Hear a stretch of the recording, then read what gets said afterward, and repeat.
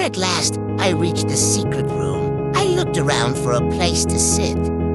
I noticed that the seat opposite Buzz Lightyear was empty. On the backrest of the chair was an engraving written in the Fantasia alphabet. Here it is, can you translate it? I was about to sit down when a dragon grabbed me roughly by the tail. "Can't you, Red Knight?" a cold voice snarled. I turned and saw it was King Firebreath III. He was so annoyed he scratched the table and broke a nail. "Now look what you made me do," he roared. It was then that I noticed that his wrist was in a bandage, and he sounded a little stuffed up like he had a cold. Was that why he was so cold cranky? Firebreath 3.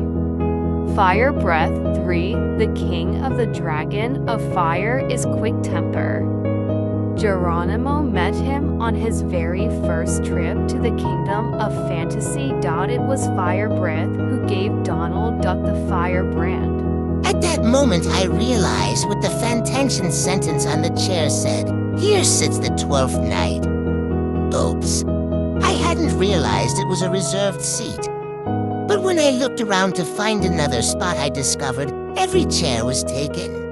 Right then, Buzz Lightyear stood up and glared at Small Girl. "How dare you speak to the knight in this way? He is the 12th, can't you tell?"